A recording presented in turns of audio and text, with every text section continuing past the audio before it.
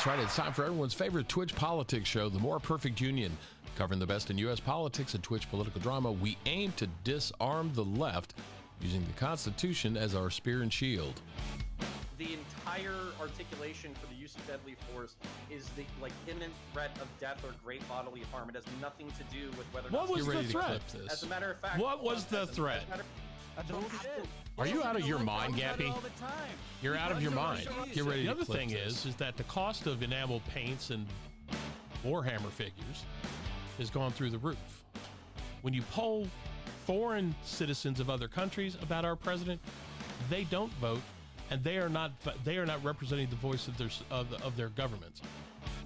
It is true that a lot of foreign governments are glad that Joe Biden is president because they steamroll his shit left and right every way, 7 ways from Sunday.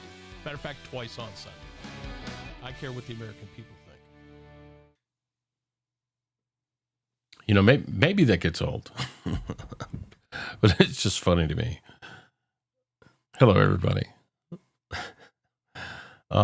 One of the reasons why I had to reset, I wanted to change the stream title. It's the one thing I always forget doing. I should probably put a warning to make sure that I've updated the stream title before I actually go live. But it's all automated, and I'm just mesmerized that after a year and a half, I finally managed to make it work reasonably well. Anyway, one of the things I want to talk about today is the ability to bring in video from a gaming computer, which is off here to the right, and the audio that goes along with it. Hopefully you guys can hear that.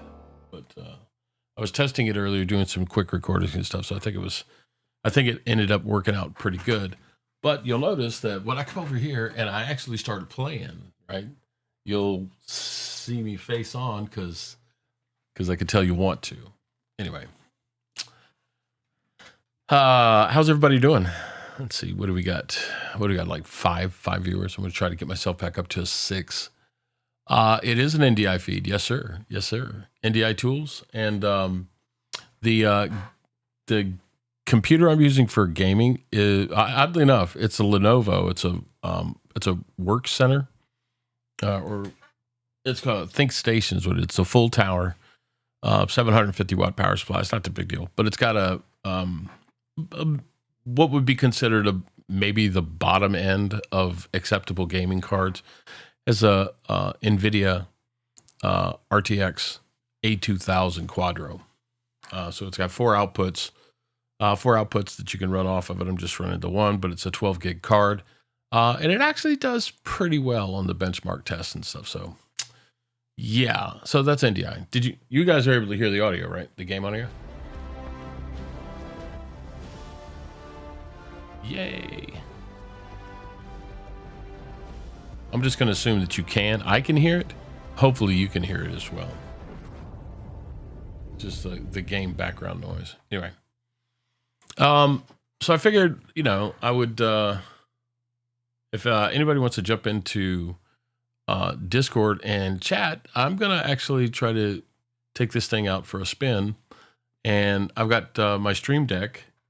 I've got 2 Stream Deck XLs. So one's down here in the front of me. This is the one that controls the OBS on the Mac. I've got a Stream Deck Plus, which has got the dials and stuff like that. I've got a Stream Deck pedal at my feet, and I've got another Stream Deck XL over here off to the left. This is the one that's actually is configured with some of the switching and everything with DCS World. I managed to find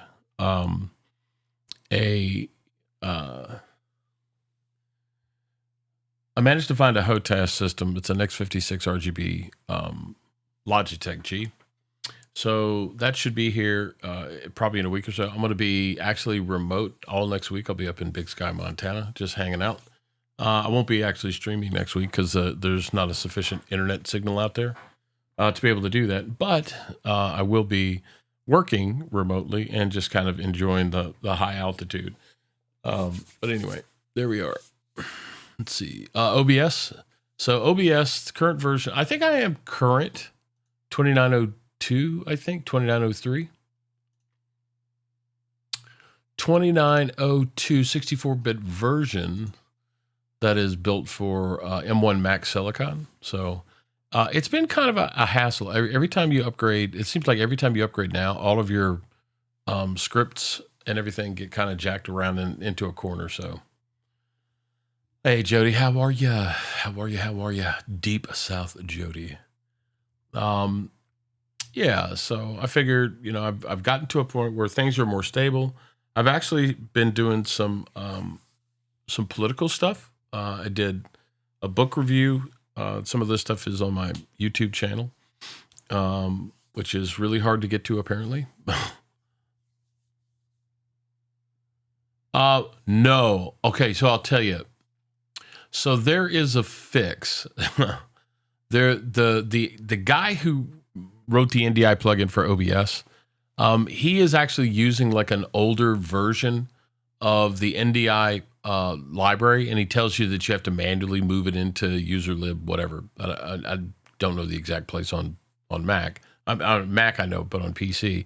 So wherever it is, but if you look at NDI Tools 5.0, the new stuff that comes from NewTek, the actual library is named it's named something different. And I'll tell you what what I'll do is I'll actually post out. I'll do a quick video of how I figured that out. But I basically was doing some comparison stuff, and I was looking at the libraries. I couldn't find the library he was mentioning.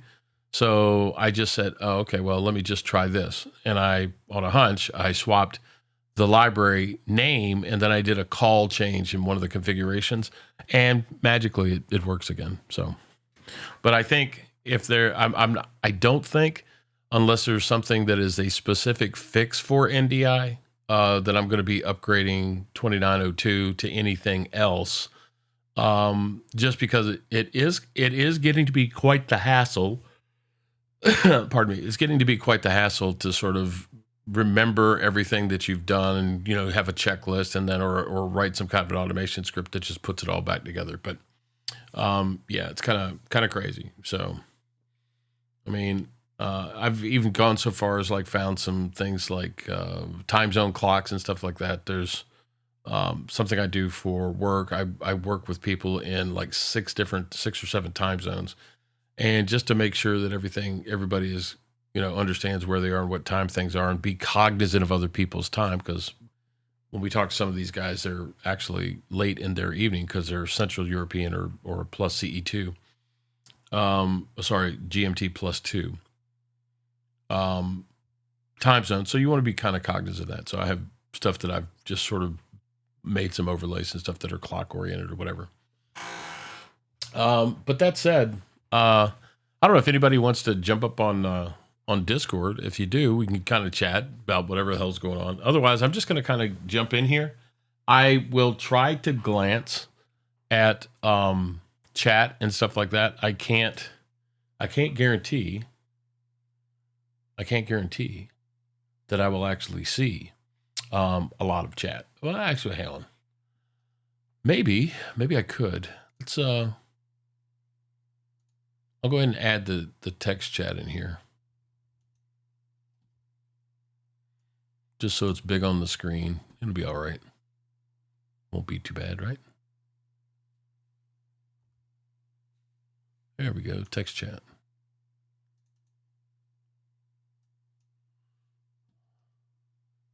And we'll do some testing.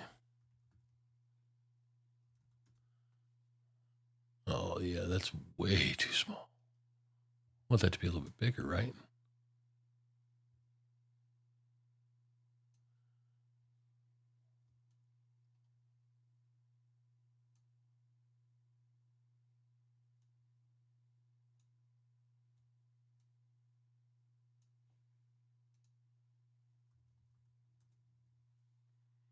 Yeah, okay. And we'll just take this. We'll just move it over here to the side. Okay, now you guys should be able to see yourselves chatting. I can tell that makes you feel good. Maybe it does, maybe it doesn't. I don't know. But anyway, so anyway, this is DCS World. I'm going to pull the sound up on it. go ahead and mute the background noise.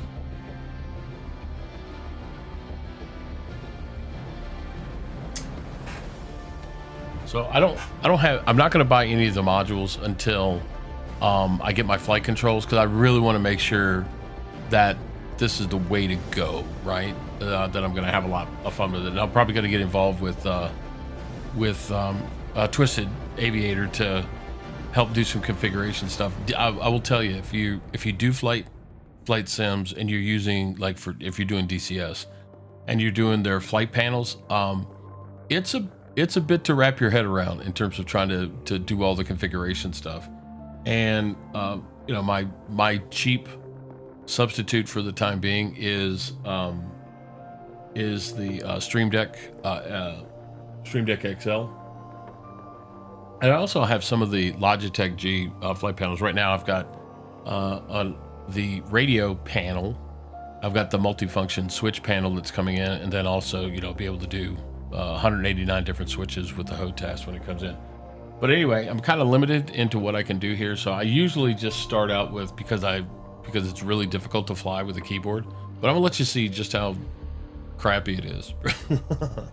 but I'm gonna take off. I'm gonna start it up. I'm gonna use a combination of automation keys and some zone clicks within the UI. But I'm gonna go ahead and start this thing up, and I'm gonna take off from Kirmsk.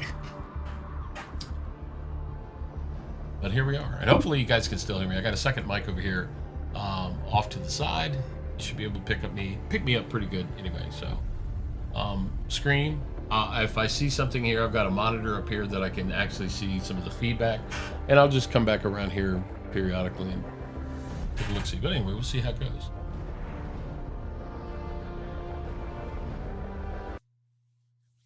All right. The P51 had a really, really powerful engine, and it had a tendency to want to roll left because of the torque.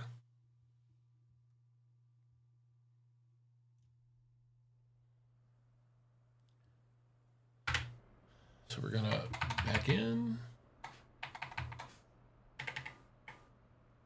Let's see, battery, generator.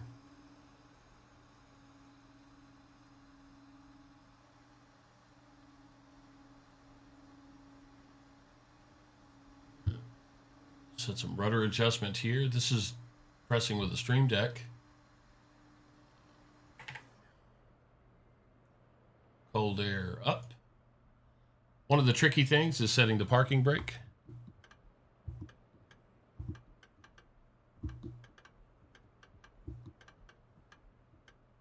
It's a little weird. There we go.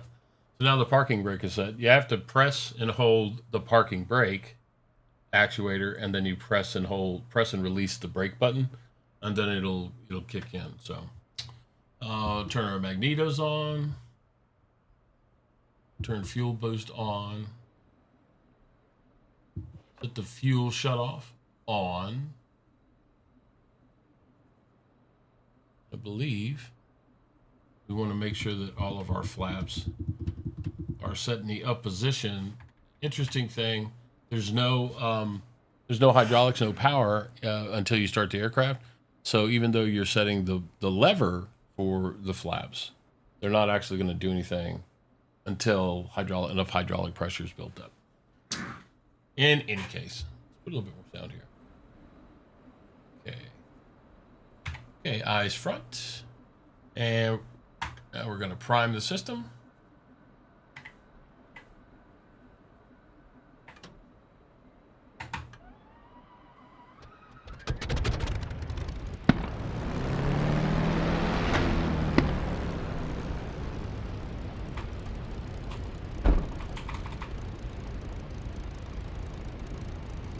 And it must be because it's a training object. The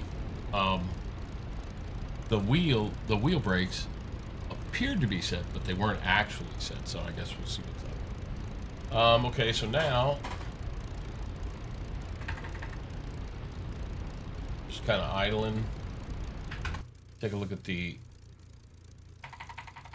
chase view. And now I'm going to just run through controls.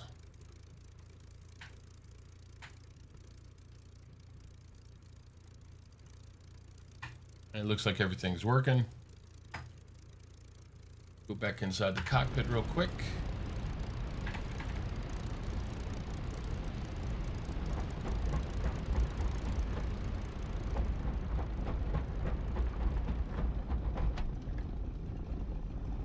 All buttoned up. Chase plane view.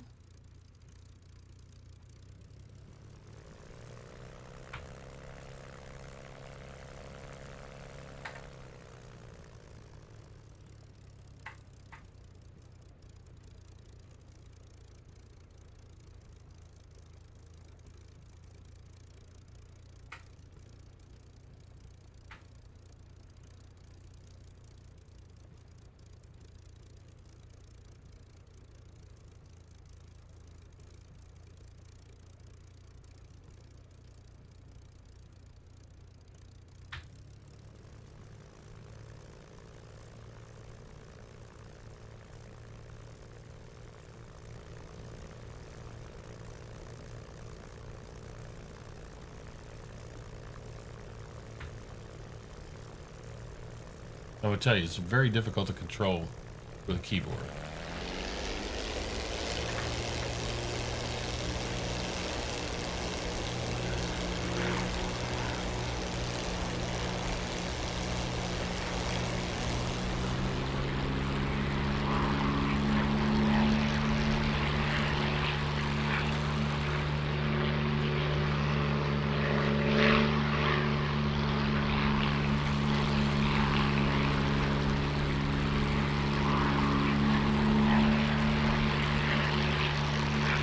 You're up.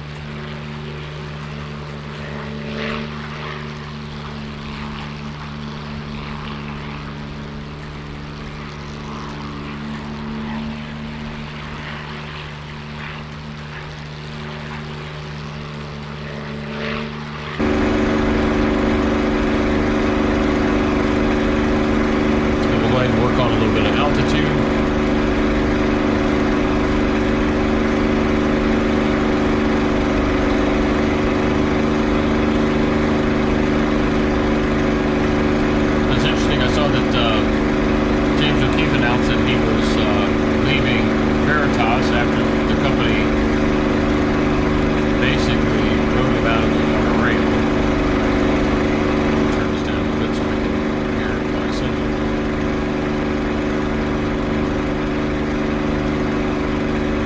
Essentially takeoff. Again, you notice that the thing is, it wants to roll because of the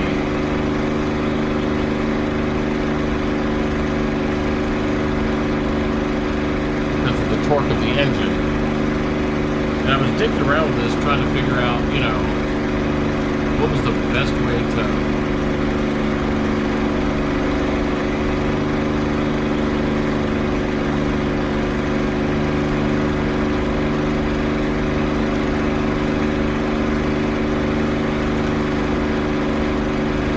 holding a stick, it would be, you know, what it is, but the keyboard inputs are just momentary, so the moment you take your hand off, it snaps back to center.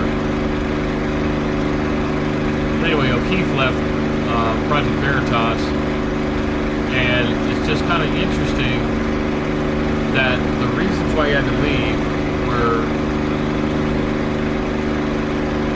to me, it sounded like people were just complaining about, like, I don't know, ticky-tack stuff. I guess he ate some pregnant woman sandwich. Some people said he was abusive.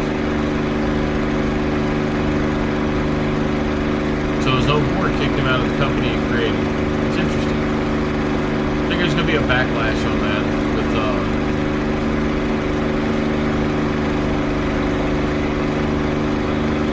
I think there's going to be a backlash on that with respect to the people wanting their donations back, or the donations are going to actually start, you know, breaking down. So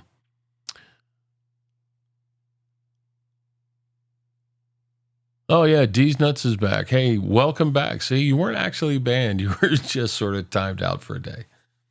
Well, you're not even that. You were, as soon as the show ended last time, you were let back in. So, just be cool, man. Just be cool. We can talk about whatever you want to talk about, but just, be a little more respectful and not, I don't know, the word I want to say is antagonistic, but well, he basically read his resignation letter. Somebody said his letter was like 11 pages long. So I haven't looked at it yet. I heard it on Spectre Nation this morning. Wobbly rated over into that guy's show. I think he's interesting. He's kind of weird. But he's a conservative. So, I listen to what he's got to say. And the stuff that I think is kind of bizarre, I just sort of check it off onto the side, and I just, keep treating, and I treat that as just kind of like entertainment, right? He's a harmless dude, but he does kind of lay it out there, that people have their rights, and the rights are worth fighting for. So I agree with that.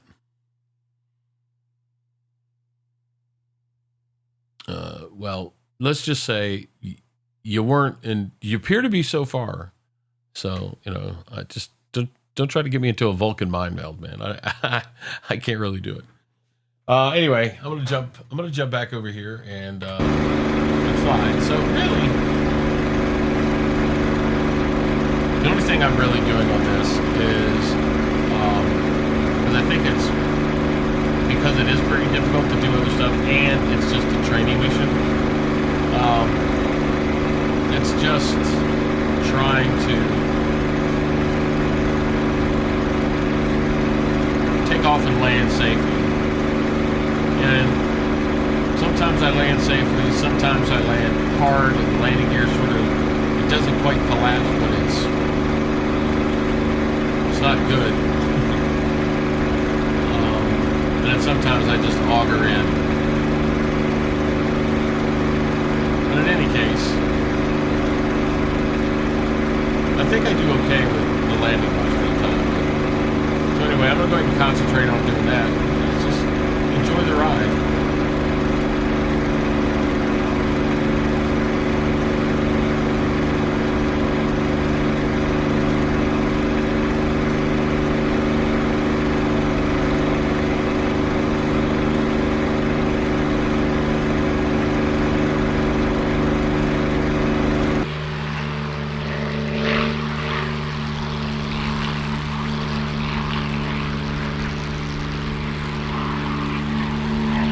Lining up on the old runway.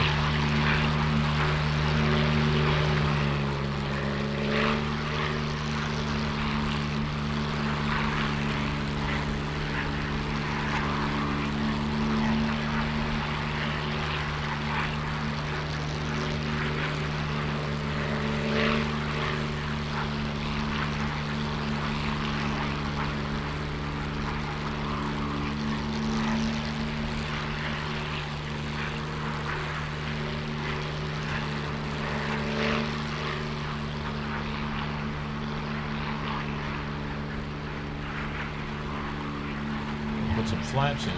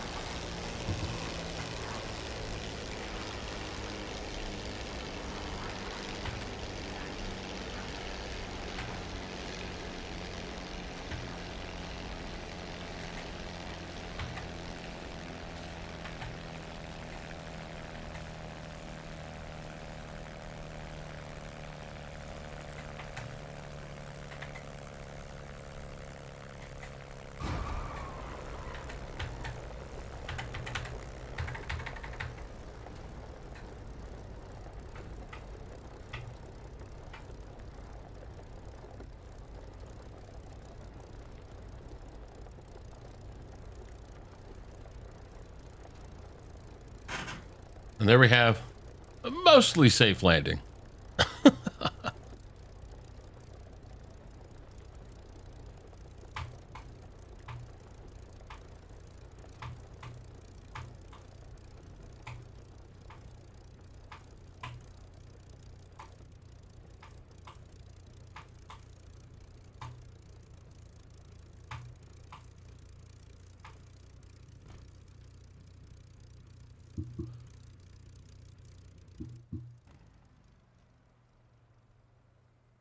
Well, and there you go.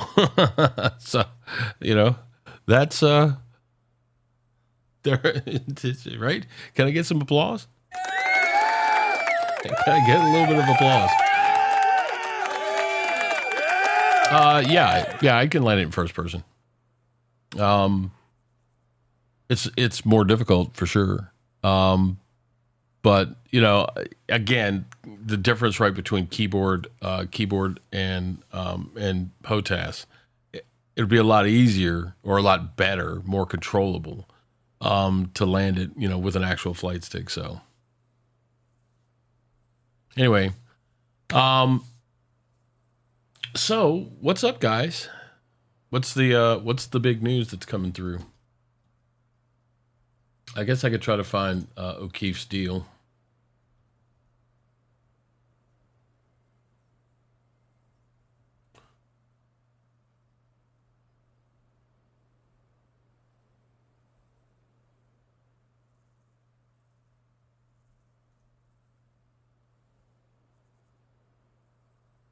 Let's see what we have.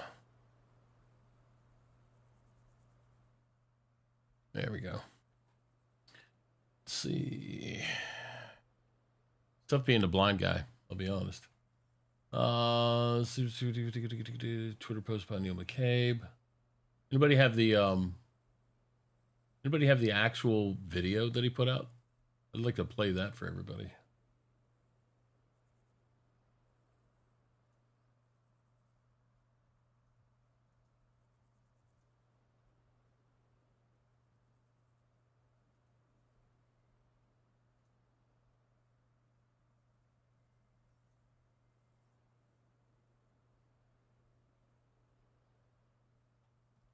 I'm gonna do something here real quick. I'm gonna pause this and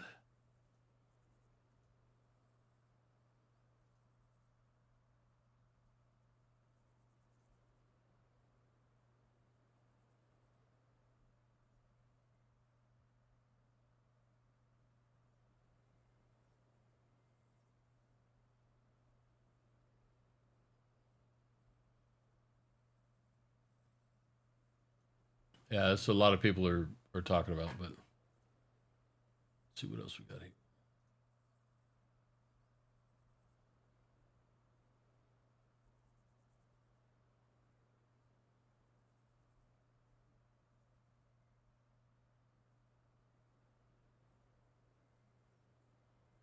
Anybody have a video link for that? Just out of curiosity.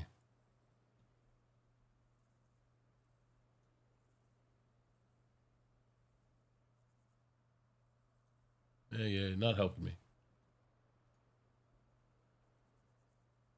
It's like everybody going, "Oh my God, he's out."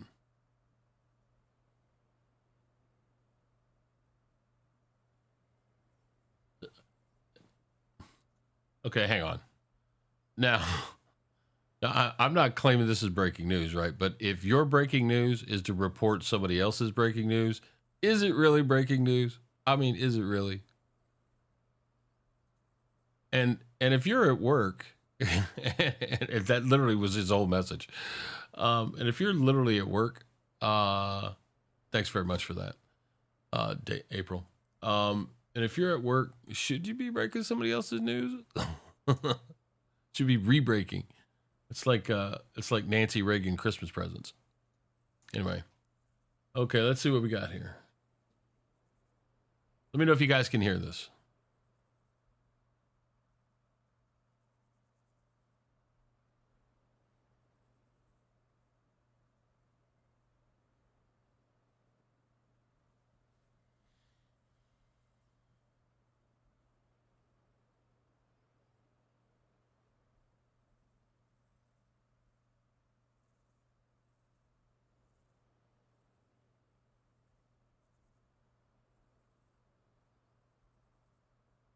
Okay, hang on.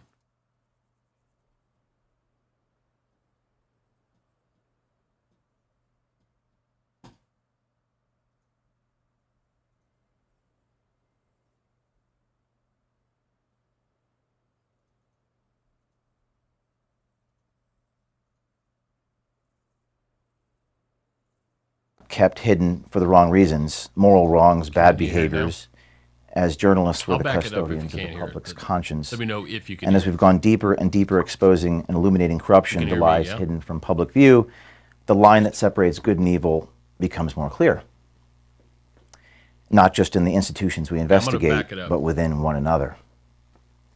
Throughout my 13 years doing this, our mission has evolved from simply being about exposing the truth with some hidden cameras.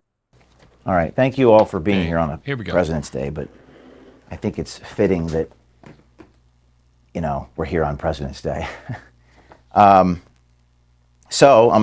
wrote these so I could get the words right, you know, but it's obviously from the heart, and I wanted to do this in person with you all, not over a Zoom or Teams, and you know, he's going to film it, and these are intended just for the family here at Project Veritas. You know, this is just for us. I recognize that when you send something out to 60 people, but I'm not going to do that today. So I just wanted to tell you the truth. So I'm going to read this, and I'm going to try my best to, you know, speak from the heart. But I did write these words, and I want to tell you what's going on. So here we go. It's going to take me about 15 minutes to do this. Journalism is reporting things powerful people want kept hidden for the wrong reasons, moral wrongs, bad behaviors, as journalists were the custodians of the public's conscience. And as we've gone deeper and deeper exposing and illuminating corruption, the lies hidden from public view, the line that separates good and evil becomes more clear. Not just in the institutions we investigate, but within one another. Throughout my 13 years doing this, our mission has evolved from simply being about exposing the truth with some hidden cameras to something more transcendental, giving people hope, right? That's what we do. And I'm going to stand here because I just feel like I'm filming a video for the audience. And as we ascended into that higher purpose, which I think we all understand that we have suffered through triumph and disaster along the way in a similar fashion to what I wrote about in my book. You know, the first chapter was called Suffering. So the line that separates good and evil passes not through the states, nor classes, nor political parties, but right through every single human heart, to quote Solzhenitsyn. So that line in the sand becomes more clear the deeper we go in investigating these powerful institutions. So over the last few weeks, I have felt a lot of despair and seen a lot of evil, and felt overcome with various emotions over the last few weeks. You could say I've seen glimpses of heaven and hell, of darkness and light. But what I take away from these is the gratitude that I have for many of you, for most of you. And there is such goodness in so many of you that I have seen, and I am grateful for that. And the generosity and goodwill we have steadily built over the past 13 years with so many people. I've received thousands of text messages and phone calls from people all over the world concerned about my well-being. But as I was going through this process, I reflected upon my appreciation for many of you. What makes us great is that we do this work because we actually believe in it, right? We actually believe in this. It shocks people that we do, and we have a passion for it, and we have principle. Like I know, you know, we don't sell out. I think that's fair, at least most of us. We have a passion for doing the right thing in a visual way, no matter what. That's what binds us. I know many of you have experienced this despair alongside of me in the last couple weeks. One of you just told me the other day that you'd go work at Walmart at the night shift so that you could do this during the day. That's what one of you said to me. I believe you. Rather than sell out. In fact, I know this is true for many of you, and many more out there who wish to be part of this. It's true. I remember back in the beginning, 13 years ago, when I had like no money, I would have to use bubble gum, duct tape. I think you were around during that time. I keep looking at you because I've known you since Andrew Breitbart. And my grandmother's chinchilla, I literally had to place a Project Veritas sticker on a piece of cardboard that I ripped off from my dad's cardboard and stick it to a microphone at Radio Shack because I had no money to buy a flag mic. And this was after experiencing a meteoric high of the acorn story. I was up and I was down. And I was broke again. And I was arrested. and then crashed down to a meteoric low, back in the carriage house, resorting once again to bubblegum and duct tape to achieve the NPR investigation that took us yet again to a meteoric high. I was so broke that I had to scribble my name and phone numbers on pieces of paper because I had no business cards. And so the saga continues. Back then, there were no employees and no budget. But I felt the same sensation this week. I feel the sensation right now. As Steve Jobs once wrote about being fired from Apple, the company he founded, quote, "The heaviness of being successful was replaced by the lightness of being a beginner again."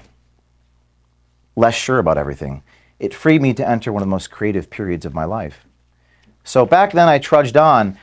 From the back of a stretch limo in DC, two guys, I was on federal probation so I couldn't be there, but two of my volunteers, dressed like Muslim Brotherhood fundamentalists armed with hidden cameras. Project Veritas was born again in 2011 for a second time. A couple of donors eventually became 100,000 donors present day, 13 years later. After almost a decade and a half of 85-hour work weeks, sometimes traveling 300 days a year, I am on the road, packing multiple meetings in a day, and plenty of blood, sweat, and tears, the likes of which I could never have possibly fathomed.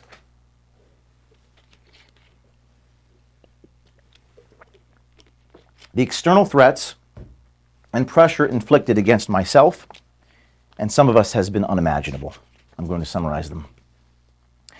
Handcuffed by the FBI on 2 separate occasions, 12 years apart, having my phones confiscated and private information leaked to the New York Times, being placed on effective house arrest for 3 years between May of 2010 and May of 2013, being sued dozens of times, being served 2 separate criminal grand jury subpoenas in New Hampshire in the last 10 years, getting pursued in a high-speed chase by a New Jersey education union official on Interstate 80 in Passaic, deposed many times, suffered through mediation with insurance companies where they had all of our emails.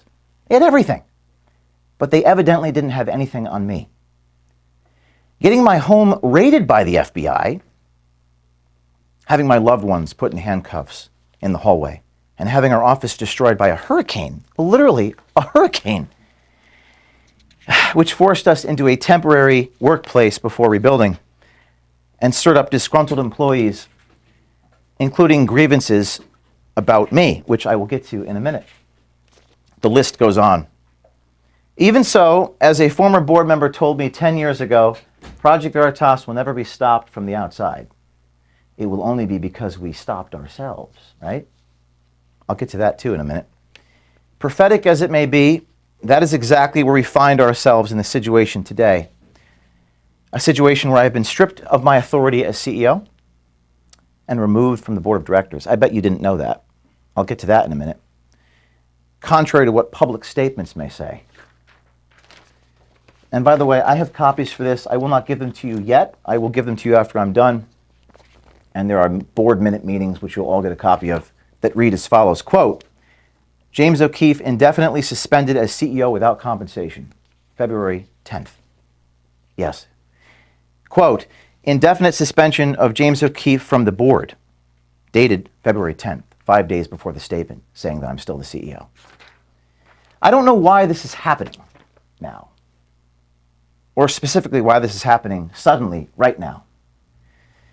As you know, at the helm of Veritas, I've never allowed or entertained speculation. I only report the facts. I think you know this. You're involved in hiring. But don't you know that so many people want to go beyond the facts? I'm adamant that I'm only going to stick to the facts. So much so that sometimes we don't hire people if they want to pontificate and opine about what's going on in society. And I've had people leave because they don't agree with this vision, okay, of what a journalist ought to do.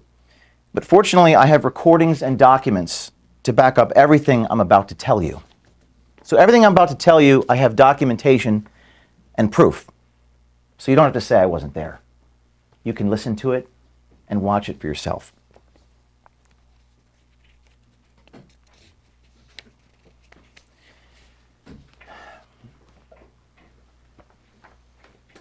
So, I'm about a quarter of the way through here.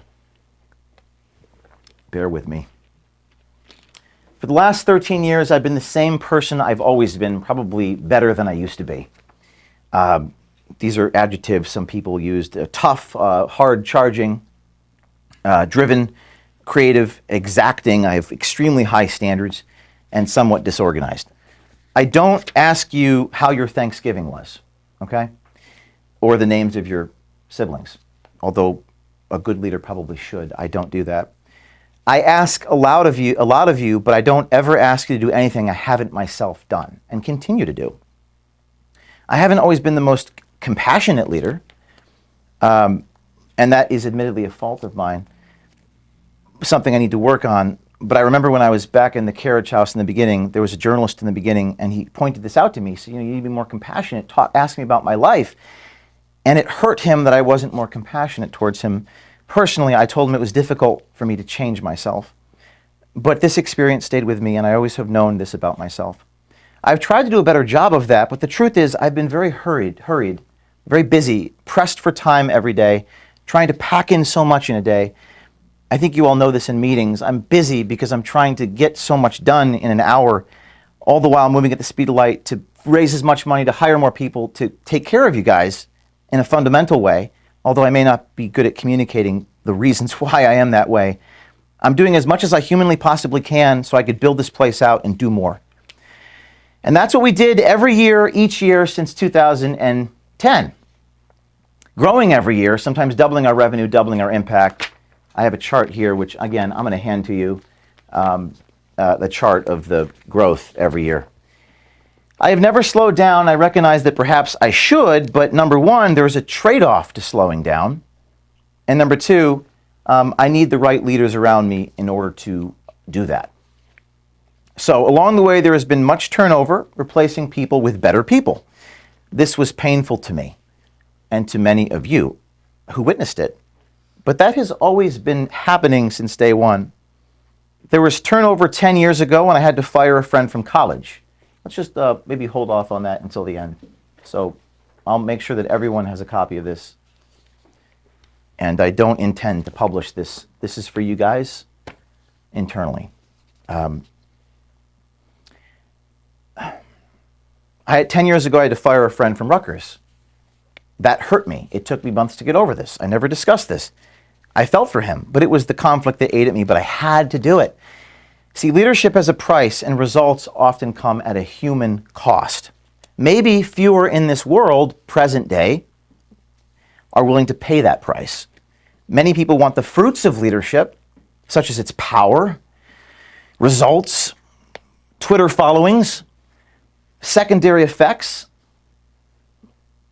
But the price of the responsibilities, burdens, trials, hardships, difficult decisions, or just sheer suffering, I don't think people want that. And all through the years, things fundamentally continued on an upward trajectory for this place, albeit turnover. And I'm a hard guy to work for sometimes. We file our annual tax return. A public tax return is required by the IRS.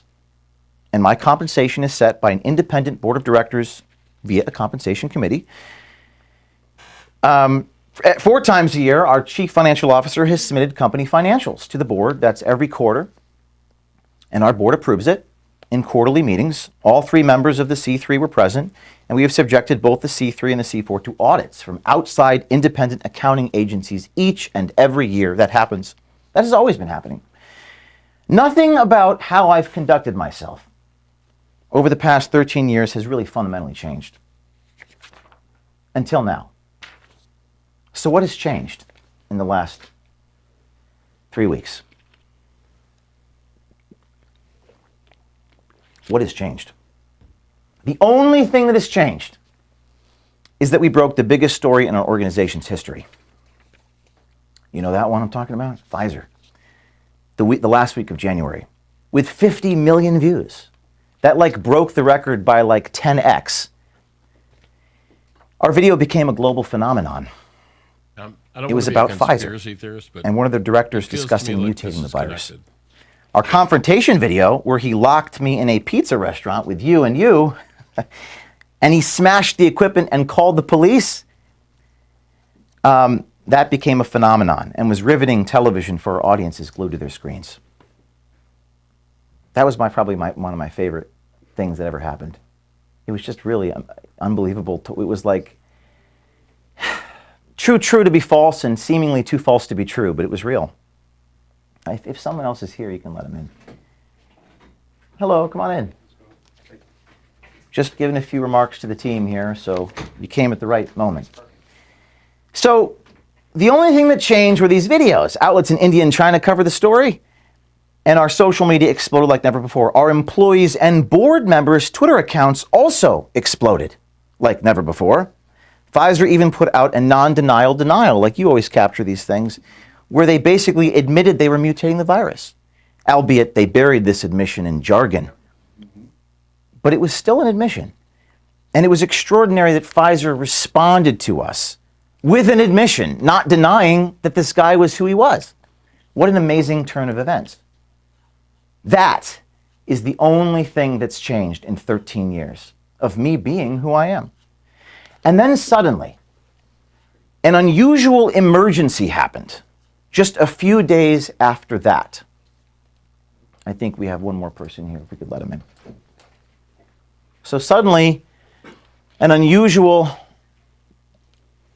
and I'm going to take you through this. I'm going to take you through what happened. Some of you don't know these things. Hello. We're talking about the story we broke. An unusual emergency happened. On Thursday, February 2nd, that's a few days after the Pfizer story, I was informed by an officer of Project Veritas on the phone while en route to the airport that he would resign unless I stepped down as CEO. We've been having a conflict of visions, him and I, over fundraising. Are we in fundraising here? I guess no one from fundraising is here. I don't know. There were tactical disagreements about the boldness of approaches soliciting donations. I was told, and I'm paraphrasing, by asking for X dollars right now, you will prevent 10X dollars down the road. That advice ran contrary to everything I knew to be true in my 13 years of fundraising.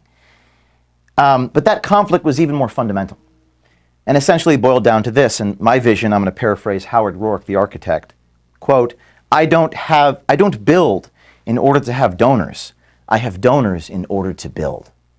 That's what I believed, and I felt like we had a conflict of visions. We don't measure our success only in terms of how much money we bring in. We measure our success in terms of our impact. Remember Acorn? I don't think I raised a single dollar off that. I had a stack of media coverage to the ceiling. We measure our success in terms of what we produce, not just in terms of our wallets. That was a pretty fundamental conflict, I felt. The day prior, I had informed him in front of his colleagues that if he wasn't willing to follow my lead, he'd be shown the door. I tried to deal with it privately, but I was unsuccessful, and the disagreement boiled over publicly in a staff meeting. The next day, this individual refused to resign, so I fired him.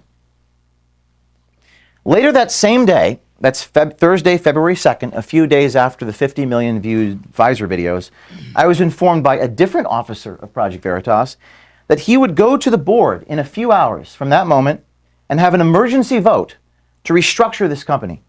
Receiving an agenda in my email while I was sitting on an airplane tarmac with the doors closing, the meeting was scheduled for the moment that my plane landed in Nashville. It became clear to me in that moment I would be removed from my position at Project Veritas by the time I landed at my destination. I bet you didn't know that. I have a copy of the emergency meeting here for you guys to take a look at. It's in writing. You could read it. You don't have to be there. You can read the minutes. They're official board minutes. They're written by a lawyer. My first question on the phone to this guy, my colleague, as I was staring at this agenda when the stewardess was asking me to get off the phone, was, quote, what are we going to tell our supporters if I'm removed from my position? I think that's the first question. I had 100 questions, but that was the first one. My colleague, who is an officer of Project Veritas, responded by saying, our supporters wouldn't have to find out.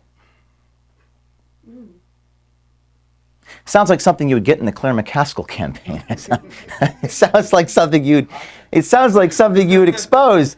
I was so shocked by this, and again, the stewardess was asking me to get off the phone. I guess you could say that I was in a state of complete shock. How would our supporters not be informed of such an enormous thing? It was a lapse in judgment so severe that it was itself a fireable offense to make a statement like that. It was a lapse in judgment so severe, it was impossible to hide my removal from my position at Veritas to anybody.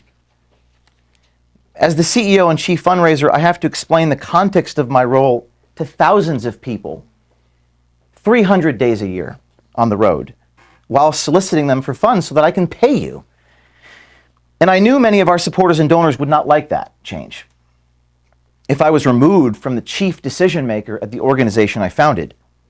I share who we are, our vision, our structure, our strategy with everybody. In fact, hiding something so fundamental from people is something that we stand against in principle, particularly with the amount of scrutiny that we're under. The doors closed, the plane took off, but somehow, over the next few hours, I was able to convince the board to push this emergency meeting to that Monday, February the 6th. The very next day, and this is where things gets really bizarre, so fasten your seatbelts. The very next day, on Friday, this is now Friday, February 3rd, a board member reached out to one of our journalists and stated, quote, "You get a raise if there is a restructure without James O'Keefe at Project Veritas." I have a copy of the text message, and I'll give it to all of you. I've redacted the name of the journalist. The board member deleted the message, but not before our journalist took screenshots. Good job, journalist. Interesting. On Sunday, February 5th, now that's Sunday, 2 days after the Friday, What's the odds that a everybody board in that member room is requested being my fired? presence at his home. He informed me, quote, I think he'll start another "You one. had nothing to do, James, with this Pfizer story," unquote. Perplexed by this, I took out my iPad and showed him a video of myself confronting the Pfizer executive, which had 11 million views on YouTube. He responded, quote, "But that was after the undercover video had already been done," unquote. I pointed out that the brave journalist, and many of you know who this person is, I'm not going to name anyone, who recorded the interaction was someone that I had to sit down over a year prior, remember, over dinner, for hours, talking off the proverbial ledge, insisting he take the long, arduous road to get the story about Pfizer. And indeed he did. The board member, responding to me saying that, said he did not know that, and admitted that another board member was persuading him to the contrary. In the meeting, that's now we're fast forwarding to Monday, 2 weeks ago. Well, I guess we'll figure out that board On the member 6th, and I offered an discovery, right? apology letter to the board for my tone of voice in the office at the leadership meeting the week before, that I intended to also share that apology for my tone of voice with our staff. Create a new company called Verily, But the board I refused Say. to accept my apology, nor believe that it was sincere. Verily said. They also did not support my sending it to the staff. I imagine many of you didn't even know that I drafted an apology. Then I was subject to a 6.5-hour listing of grievances, which included taking black cars to meetings. I don't know the significance of the color of the vehicle. And taking a few charter jets over the years to pack multiple PV meetings in a day. One of those jets, I think we had a meeting in New York, Wisconsin, and California in the same day, and it raised $2 million. But the revenue part was omitted. There was also some truly bizarre grievances, including my failure to record audio in one encounter at a bar in upstate New York, and an allegation that I stole a pregnant woman's sandwich in federal court. There were also discussions from a few staffers with donors in the boardroom. Donors were listening to some of this, and some of these were sent directly to donors without my consent. Donors who have no knowledge of my personal life and have no business asking questions about my personal life, about girls I've dated in the past. A fundraising colleague relayed, and again, this is going to start getting really strange, but this board meeting was video recorded. We'll get to that in a minute. A fundraising staffer relayed, quote, concerns about my behaviors regarding videos where I, quote, literally chased a Twitter executive around New York. by acclamation from all of you in 2022, that video about the Twitter chase was one of our most successful videos. But yet, your colleagues in a boardroom were expressing concerns about it. Every board member previously communicated their love of that video, but none pushed back in that moment when the staffer criticized it. Why? The attacks were so severe against me personally in that boardroom, and again, this is all video recorded, and I suggest that you ask for that. I will not provide that to you. The attacks were so severe that one board member asked, quote, "Is there anything James O'Keefe is good at?" Jeez, what a horrible question. That's what your board member said. I mean, if you have to ask that. Oh, and by the way, this meeting was video recorded. I'm going to keep saying that. You may want to ask existing board members if they want to share that entire video with you. I suggest you request the entire 7-hour or so video to see for yourself what actually happened.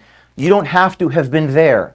You simply need to watch the video and hear all of the testimony. After the 6 hours, I was asked what I had to say for myself. I was given about 10 seconds to respond, and then I was dismissed. Then, and I'm reading from board minutes drafted by lawyers who are taking a record of what the board members said and did, a vote was called to strip me of all of my authority and decision-making at this organization for half a year. That's 180 days. Again, it's in the board minutes. You'll have a copy of it. It says, quote, "The CEO's ability to make these decisions suspended for 180 days with such power transferred to the executive director. The executive director reports to the board. The CEO is placed on leave for 2 weeks, and the CEO's access to donors is restricted. So I can't talk to donors. I can't raise money." Let's see. Okay. My first question before I was dismissed, I asked how the remaining team will manage the company and what the plan was. That's something you had essentially, what's the plan? But they didn't provide one. It was clear they didn't actually have one. And then I was dismissed. So I went off the grid as requested. Went hiking with Kennedy in the mountains. Within a few days of going off the grid, I started receiving missed calls and texts from the same board members and officers who demanded I be gone. They informed the staff that they're waiting to hear from me. I found that odd. There was a corporate resolution demanding that I be gone for 2 weeks. I was a little worried about violating the corporate resolution, wouldn't you? This was while I was commanded by a motion of a board to be literally gone on paid leave for 2 weeks. And then an officer at Project Veritas took a screenshot of my read receipts of text messages and distributed them to you, saying, quote, "You owe your team a response, please allow communication." This was during the time when I was required by the board to be gone. Then, it's going to get stranger. Then, and again, I'm going to give you copies of all this. Then, on February 10th, you guys don't know what I'm about to tell you, another board meeting occurred. Again, I'm gone. With the meeting's minutes reflecting that they had indefinitely suspended me from the board. By this time, they had stripped me of all of my authority as CEO. During the time I was on leave, they kicked me off the board. So I can't be a CEO if I have no authority. I can't make any decisions. I'm not allowed to access any donor names. I wasn't even sure what my job was or if I even had a job. Right now, I actually don't. I'm not sure what my job here is. In the board minutes, it says that I no longer have a paycheck and I'm indefinitely suspended from this organization. 5 days later, after that, on February 15th, a statement was put out by this organization, by this organization's executive director, saying, quote, "James has not been removed from Project Veritas." 5 days after they removed me from Project Veritas. "James is the hardest working person I've ever met. Those who know him know he will not take time off unless forced to." Absent from the statement was the actions of the board to remove me from the board and remove me as CEO. I don't know why they omitted that part. Later on the 15th, the same day, while hiking with Kennedy, Peavy put a statement by quote tweeting a picture of me with him, saying, "There is nothing better than enjoying a well-deserved vacation." That tweet failed to mention that by then I had been removed from the board and indefinitely suspended as CEO. Why didn't they put that part in? This is where things get really messed up. A few days later, an officer sent an email to the board with bizarre hyperbole and innuendo about certain expenses related to our business needs. These included, and you can't make this up, that Project Veritas paid for James O'Keefe's down payment of his wedding. I got a chuckle out of this. I'm not married. I've never been married. I do hope to get married one day. In fact, I got married to you in Oklahoma, but that was pretend. Good time. That was fun. Everyone enjoyed it. We rented a charter bus. We all went down. Everyone enjoyed that musical, or at least I thought. I'm not married, but the truth of the expense, the $12,000, was that it was a payment for our annual Project Veritas Christmas party.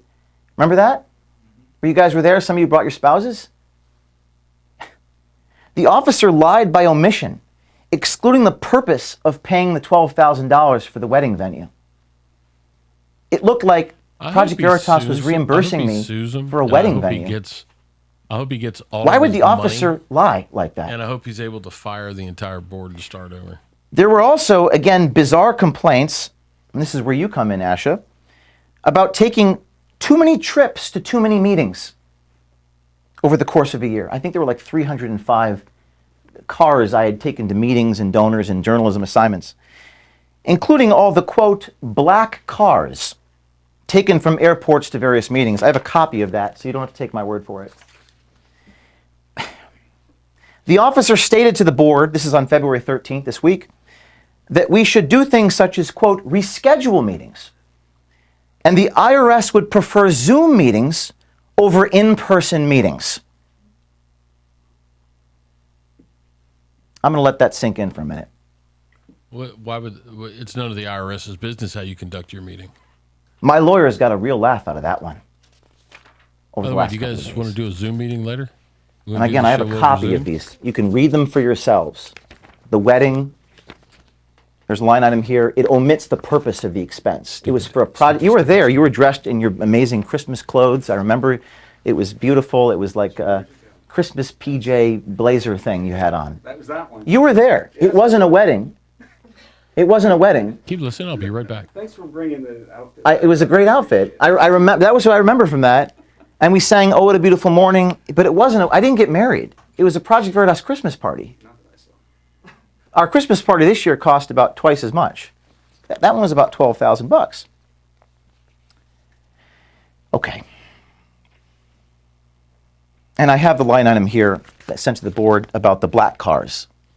Too many car trips. And by the way, Zoom meetings over in-person meetings is not how you raise money and not how you conduct your journalism. It's hard to get the content over a screen. Ask our journalist if that works to produce a story.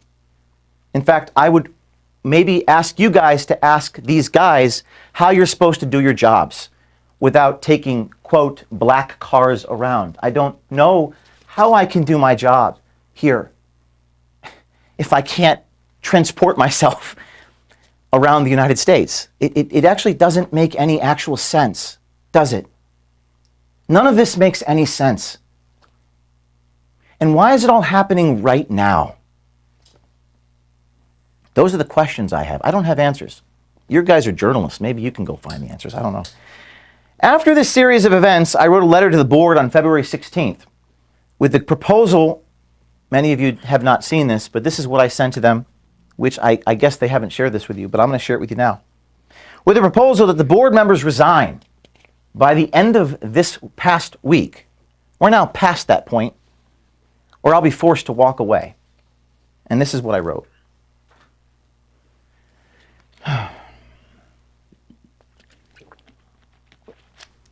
Dear board, and I'm not going to provide the whole thing, but I'll provide the meat and potatoes. Over the last 2 weeks, I've carefully followed the board's directive to take a vacation and avoid contacting donors. Of course, donors called me. My phone was being lit up with thousands of phone calls. One donor even, I think, posted a video. She was upset about how she was portrayed in the grievances. Remmers was her name. She posted a video saying the grievance was a total lie. My understanding is one of the officers of this organization responded to that by calling the donor a liar. The officer wasn't there. Why would the officer call the woman with the sole authority on the matter who was there? Why would he call her a liar? I don't know the answer to that question. Yeah, your actions over the same period to undermine Veritas and its future, including airing confidential employment matters publicly, has broken trust. I cannot in good conscience return to such a mismanaged organization. I have not responded privately or publicly because there is no rational, appropriate response for the emotional circus that has been created by your actions. I expect the board to resign by the end of the week. Project Veritas, including any employees who choose to stay, will go on under my leadership with newly appointed professional board members and officers prepared to exercise their duty of care and duty of loyalty to the organization. That's what a board does. They exercise duty of loyalty and duty of care. What they shouldn't do is try to destroy an organization. That's not what a board member does. I will return to work on Monday, that's today, and work with the remaining team to go forward with our mission. Short of this action, I cannot in good faith return to the employment of an organization with leaders who are attacking me personally, making false and unsupported claims of improper management of resources about weddings and black cars, improperly airing employment issues related to me and others at Project Veritas. I did not leak that document, and I would swear to it under oath. But it probably wasn't the best idea to march employees into a boardroom. That's never happened in any boardroom in the history of boardrooms. And that's one of the reasons why our donors are so upset. That doesn't happen. Ruining our reputation in front of supporters and donors and leaking confidential information and fabricating stories. One of our ethical rules is we don't lie to our audience. I've never lied to our audience in 13 years. But I was stripped of all decision-making last week. And you guys put out a statement lying to your audience. And there's nothing I could do about it. Because I was stripped of all my decision-making. I was removed from CEO. I was asked to be gone until the 20th. It is now the 20th. I asked the board to resign for their conduct, and they did not. So currently, I have no job at Project Veritas. I have no position here based upon what the board has done. So I'm announcing to you all that today on President's Day, I'm packing up my personal belongings here. I don't really have much in this room that belongs to me. I guess a painting, a diploma, some personal things. It won't fill much. Maybe it'll fill my Kia. I'm packing up my personal, I'm starting to get emotional, from headquarters, and I'm intending to start anew. I don't have the answers to why they've been doing this, or why board members were going directly to employees to collect grievances on the week of our biggest story ever. Or why our board members were going to employees directly to discuss removing me from this organization, even saying I'll give you a raise if James is removed. That might be illegal. I don't know. But why would they do it the week of our biggest story ever? But I'm confident that those reasons and motivations will come to light. To borrow an old expression, the public has a right to know what has happened here and why there was a concerted effort to remove me from the organization I founded the same week of our biggest story ever had. Almost done. This is very difficult. And I'm filming this for the staff. You know, sorry you couldn't be physically here, but this is for internal distribution. My dear team, I do love many of you. I never said it, those words, but I'll say it now. I want to go back to the beginning of what I said and express how important so many of you are to me. How I still believe we have a long and bright future together somehow, some way. And to share my profound appreciation for many of you. When I left the office, and this is where I'm going to get emotional, so please forgive me. When I left the office on February 6th, after being stripped of all my authority, I saw my father and I gave him a hug, realizing just how honest and real of a man he is. Both my parents are as genuine and down to earth as a son could ever have. It's true, you never really know someone until you go through hell with them. You see, back in the carriage house 13 years ago, the feds would come to my home to make sure that I was inside my house, administering random drug tests and rifling through my expenses to make sure I wasn't lying about the strawberry ice cream I bought at 7-Eleven. I didn't have any money, but they went through my debit card statements and tried to get me to sign things to prove I wasn't lying. There were federal agents showing up at my parents' house. There were no donors. There were no supporters, and I was not trending on Twitter. My father went through this hell with me and stood up to those bullies on the front lawn and told them to stop harassing our family. And at that point, that's all I had, was him. I was otherwise completely alone. I will never forget that. Now the good news, we're no longer alone. We have millions of Americans who also know who I am. In fact, sorry. All right, we're all trying, boss. In fact, you have, and we all have watched their overwhelming support. They see the truth. They know who I am. I also know many of you know who I am, and you know what's right. Right? You know, you're people of principle here. People in this room. And this now may be your moment of truth. One of you called me from a closet the day of the 7th after I was suspended, the day after I was let go, and you were crying.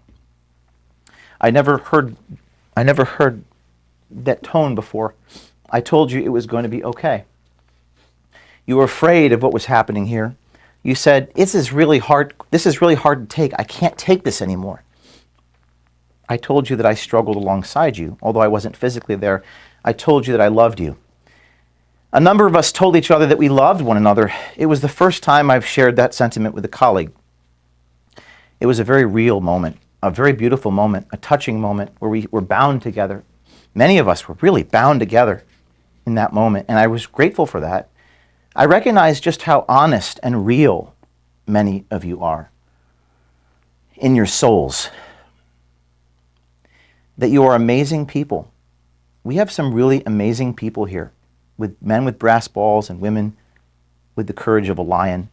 And it really, what I drew from this experience is the gratitude that I have, for so many of you. And as I was going through this horrible pain, where I lost 8 pounds and couldn't sleep for 5 days, I was actually overcome with this amazing gratitude. True story. I was really feeling it, and I'm grateful for that, because I've experienced something I never have, because I saw the goodness in many of you that I did not previously see. So I amend the statement that I made in the beginning of this. The statement I made before was, Veritas will never be defeated from the outside, it will only be defeated from the inside. That's actually not true. No, the only way to defeat us is if they take our spirit. And from the looks of things, many of us remain completely undefeated and unbroken. So, our mission continues on. I'm not done. The mission will perhaps take on a new name, and it may be no longer called Veritas, Project Veritas. I'll need a bunch of people around me, and I'll make sure you know how to find me. And I'll quote when you invited me to New York City and did that little stand-up, how fitting that from Shakespeare, quote, "And this story shall the good man teach his son. We few, we happy few, we band of brothers and sisters. So with that, I'm going to collect my things. I'm going to load them into my car. And I hope to see some of you soon. That's it.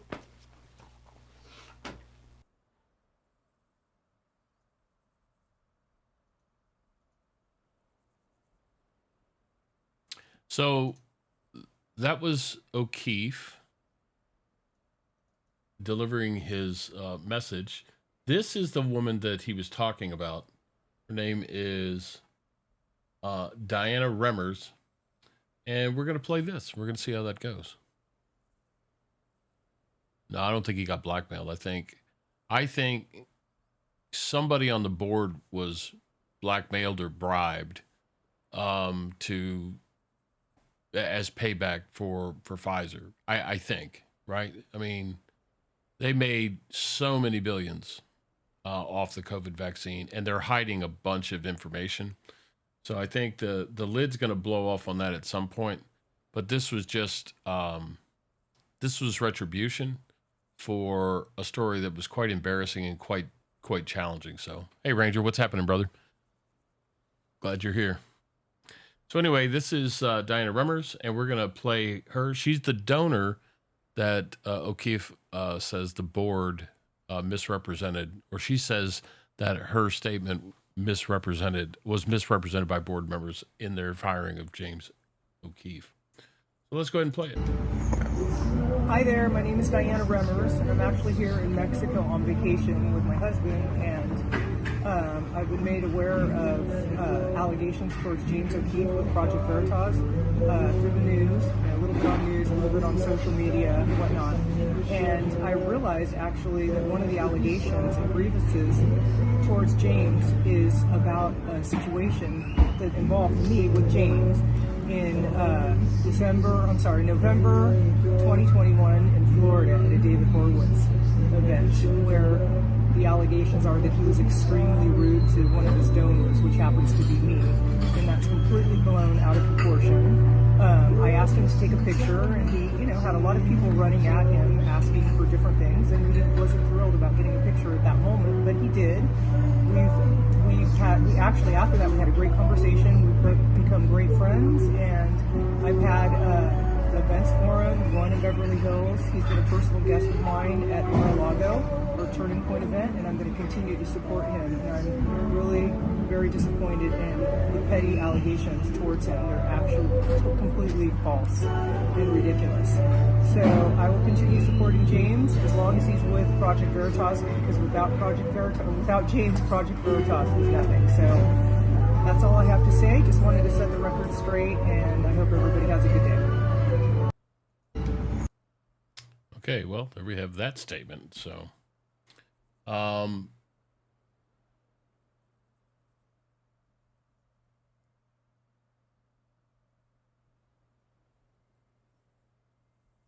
this is interesting, right? so somebody not no credentials, says they're a body language or just says that speaks like a body language expert. But yeah.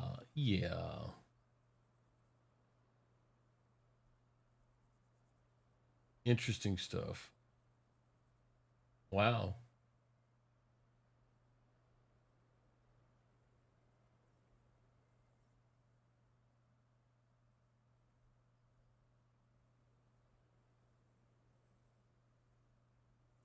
Yeah, I think that's going to be interesting. What do you guys think? Yeah, I'm going to try to do more live shows. I don't know if I'll do one more this week. This Friday, I'm going to be driving to a 17-hour drive to Big Sky, Montana from Western Wisconsin.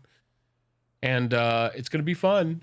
No, but I'm going to be there for the week. So I'm going to do some snowshoeing and maybe some cross-country skiing and stuff like that while I'm working.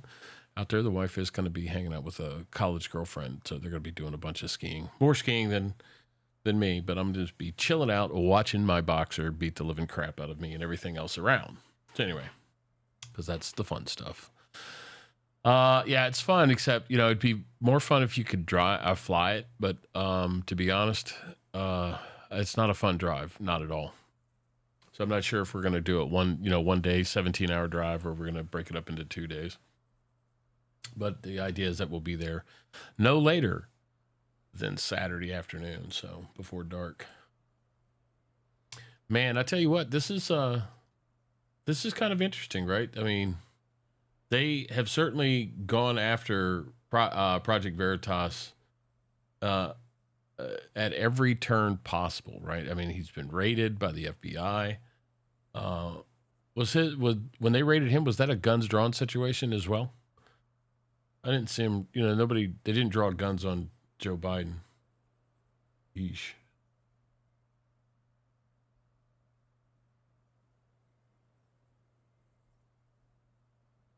Yeah, that's interesting stuff. Like, so we go back.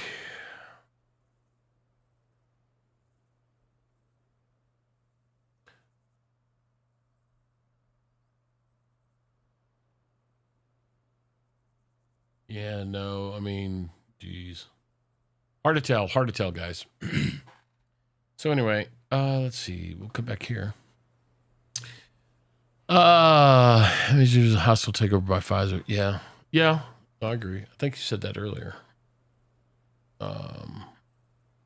I think it was payback, right? I don't know about hostile takeover, but somebody said something about a bonus if they could restructure without James O'Keefe. And I think Project Veritas is not a public company, but the board still has a fiduciary responsibility to the owners. And that really tells me, and I would think that he's the owner. It's a nonprofit, so I don't know. I don't know that there's any financial stuff he could take away with it. But the people that were donors, I think if anybody who donated in the last 12 months should probably sue to get their money back for the company misrepresenting the brand and destroying the brand or damaging the brand, right? Because it's like the Remmers donor lady said, what is Project Veritas without James O'Keefe? So, I think this is one of these things where I think the dollars are going to have to do the talking, and we'll see. We'll see what happens. Compared to the fines, well, see, Pfizer's not going to get any. Yeah, Pfizer's not going to get any fines, right? Because they were indemnified. They were indemnified by the federal government in order to do the thing, to do the rapid advance. Now, the only thing that could take that away, right, is if it can be shown, and I think this is the thing that scares them about what Project Veritas was doing, and maybe others will sort of pick up the mantle, but if it could be shown that Pfizer intentionally misrepresented or lied about the information, and there's some information out there to suggest that maybe the data they had for the efficacy wasn't correct, wasn't clean, that they misrepresented that. Now, if they had done that, then I think it opens up the door for them to be sued mad crazy. You still have doctors that are pushing getting the vaccines. I personally, I was 2 shots, and then a year later, almost a year later, I got, actually a little more than a year later, I got a booster. I ended up with, I'm not saying it's related, but a couple of months after I got it, I ended up with this incredibly painful arthritis in my hands. 3 of my fingers I couldn't bend, which makes it really difficult because I type a lot. And it took a good 3 months for that to go away. I almost was kind of thinking, say, okay, well, now I've got maybe I'm getting rheumatoid arthritis. There's no history of it in my family, but I said, well, you never know. And it cleared up, I mean, I still every once in a while I have a little bit of stiffness in a couple of my fingers, but I refuse to take the mRNA vaccine anymore because, and this is the sad part. I'm not saying I don't trust it, but what I am saying is there appear to be more informational or more data coming out, information and reporting coming out, where more is becoming known about how the vaccine worked. There was a study that came out of Washington State a year or so ago where they talked about the mRNA, which was supposed to, it's supposed to just make a copy of the antibody and then break down and not enter the cell nucleus. But then there was a story that came out, and I never was able to verify it or see anybody else, but they said that there was some of the mRNA had actually imprinted in the mitochondrial DNA inside the cell nucleus. And that would be a massive thing because the CDC and the FDA and Pfizer and Johnson & Johnson, Moderna, Moderna and Pfizer, the Johnson & Johnson's an attenuated virus like the polio vaccine. But Johnson & Johnson and Pfizer are using mRNA. And they said that no, it doesn't alter your DNA. It just takes advantage of some stuff to do a replication of proteins in a sequence. But if it actually is getting inside your cellular DNA, then there is a significant potential for God knows what kind of harm. And, they were talking also about, I'm certainly not a DNA expert, medical professional or anything like that. But they were talking about certain genes, certain activities that they turn on or turn off and with respect to the immune system, and how the mRNA vaccines had a negative effect on one of these switches that your body uses to sort of ferret out, sniff out potential cancer cells. So cells that are, going through wax cell division or something like that, right? They have this trigger, and your other healthy cells or your immune cells will kind of understand that. Well, there's a suppressive effect in some of these areas. And I mentioned 3 specific ones, but I don't have them off the top of my head. So, but it's enough to say to me that, and plus a lot of people now, I mean, we're seeing this is not just a few deaths. We're seeing, thousands of cases of adverse vaccine effects that have been reported to the VAERS system. And we've not seen anything other than trust us, it's okay, we're from the government. It's the same kind of stuff that we've gotten out of East Palestine. Palestine, I don't know how they pronounce it, but people are pronouncing it Palestine, whatever. But in Ohio, the train dump. And, if you can walk up to the creek bed and you can kick the shore, and then you see what appears to like those, the rainbow effect, like you see if you accidentally dump a few drops of gasoline or something on a creek, or you see like some kind of oil flow out, right? You see that sort of a rainbow kind of looking thing coming out of the ground, then you know that the particulates that have either hit the ground or that have run off into the streams are gonna work their way into the water table. They're gonna work their way into the drinking water supply. So the government may be right that it's not enough to hurt you, but they've not also done long-term studies to say, okay, what is the effect of this even at a lower level over a longer period of time? I mean, we should have known, right? The state of Michigan should have known about the lead that was in the water pipes in Flint, Michigan. And my guess is they probably did know, but then they chose not to say anything because of the public outcry. And Mike DeWine, everybody seemed to like him as a governor. He sat on his backside for 10 days and just says, well, they said it was okay. It's got to be okay because, trust us, we're with the government. I don't think people can trust the government anymore.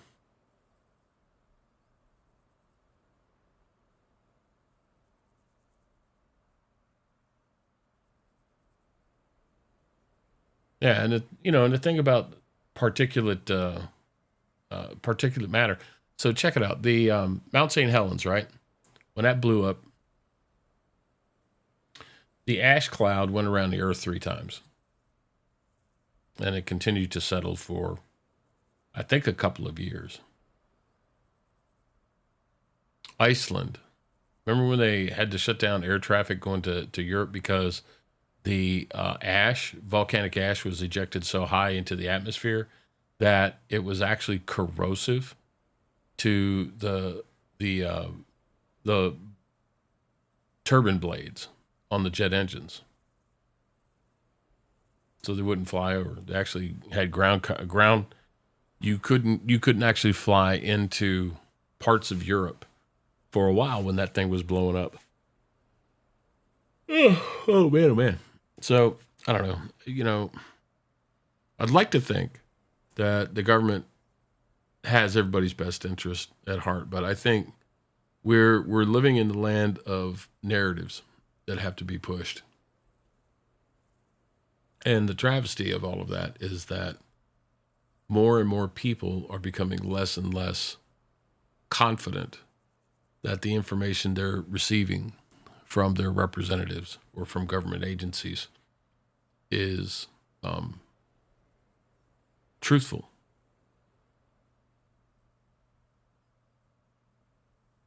That's kind of tough.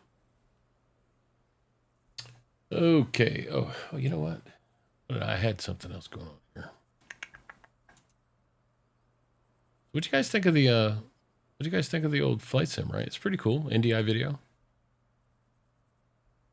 So the audio is not NDI audio. The audio, I've actually got the gaming computer is connected to my soundboard, so it has 2 sound inputs. It's a Rodecaster Pro 2. It actually has the 2 inputs, so I've got 0 latency of the audio coming in, and the audio to video sync with this NDI is actually, it's pretty tight. So it's very, very nice. In case you guys want to see that again, look at that beautiful P51 Mustang. Anyway.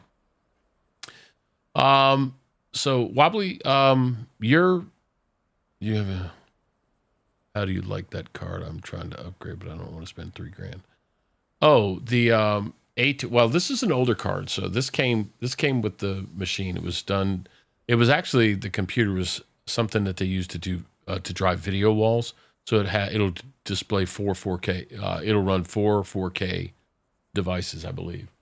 But I'm just doing one, I don't know, 3440 by 2180 or whatever, 34-inch LG monitor off of that. But it's pretty good. I mean, it's kind of like middle of the road for capability now. 12 gig card. It does really well. It's considered a middle of the pack kind of a thing. It's not as good as 3060 Ti, but it's way better than anything that you can get, lower. It's a Quadro card, so it's a really, really good card. It's capable of doing pretty heavy-ended stuff. And for free, you can't complain. Hey, thanks for that follow there. Really? Wanker 69 420? Is that like, I don't know, it feels like that might be code for something in April. But welcome.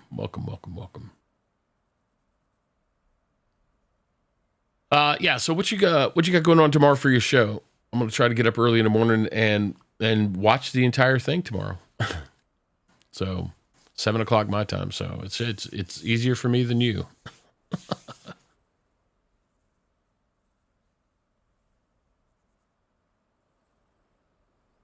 Anybody? So much nicer when you have people on Discord. Hey, let's go, Brandon. Thanks for coming in. I appreciate it. Glad that you're here.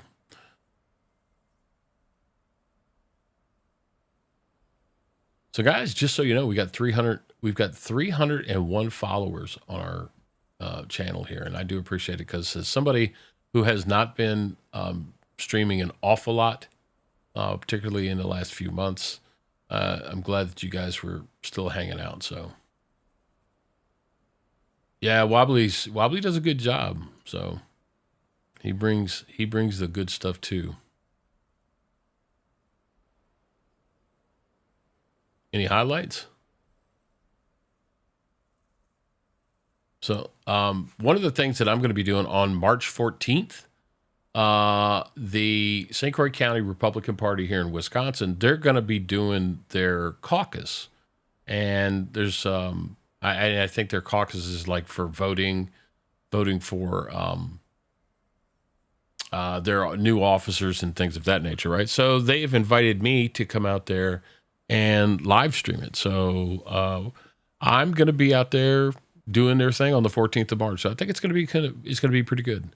I'm going to have to tune in. Okay, so no hints, no prognostications, no forecasts. Okay, Ruth Bader Wobblyberg. That's pretty good. Okay, well, we'll do that.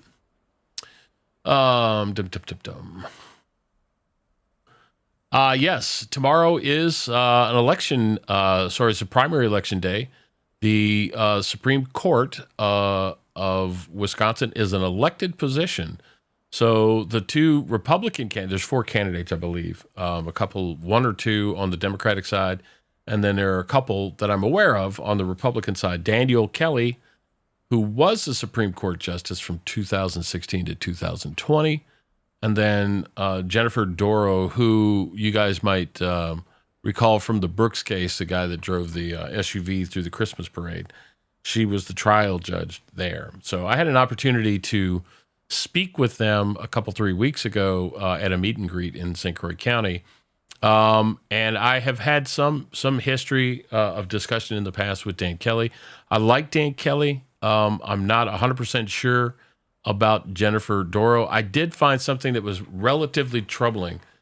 Van Orden is he took the seat that was the 3rd district congressional seat was Ron Kind.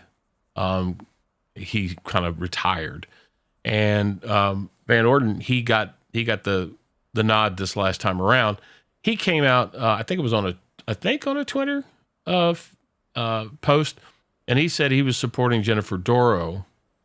And I find that troubling because I've not been able to get that guy to return a call to me to do anything. And I'm trying to set some things up, right, to do politics for Western Wisconsin or for the district and the things that matter to the voters out here and try to build some of that organic stuff out on the home political front.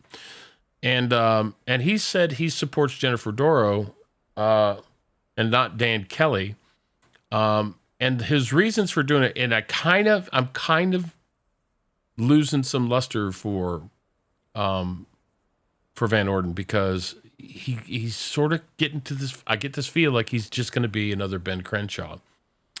And I reached out to him, and he hasn't contacted me back yet. But I'm hoping to be able to get a conversation with him.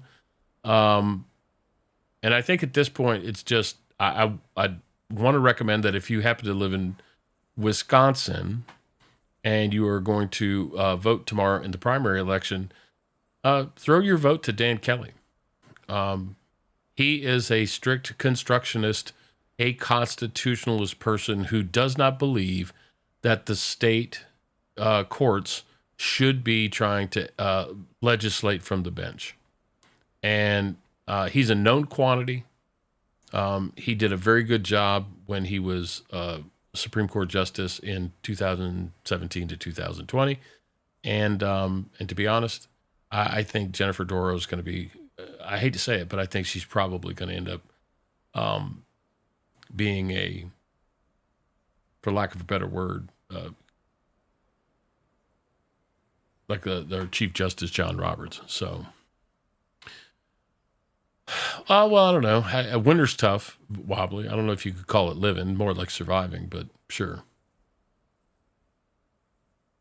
Yeah, well, I tried to get her and him to do a debate, but I guess they're kind of busy trying to get all the votes that they can. Most of the votes in the state tend to be about 3 hours east of where I am here in River Falls. But, you know, I didn't mind the way that she conducted her court case, but I have to be honest. I think she's just milking her popularity and her face time that she got off the Brooks trial. And I'm not saying she's a bad person. I just think you can go back and you can easily see Daniel Kelly's output. So, well, we'll see. We'll see what happens. Ultimately, right, I'm not going to vote for a Democrat in the general. So, especially for a Supreme Court position. And I can only hope, and because these are elected positions, not appointed for life, I guess the proof will be in the pudding if Doro takes the nomination and then she subsequently wins. We'll see. We'll see how she does. Hopefully, it won't be one of these things where people sit on their hands and decide not to vote because their person didn't get the nod. We don't need that kind of stuff in politics. We need to make sure that we are doing everything we can to blunt the impact of non-constructionist, non-constitutional approaches to how government gets run. We need this stuff to come back to our localities as much as possible. So if you happen to be voting in Wisconsin and there's anything out there on your primary, that make sure you take the time. You've taken the time to understand the candidates and their positions, and then make the best constitutional choice you can make.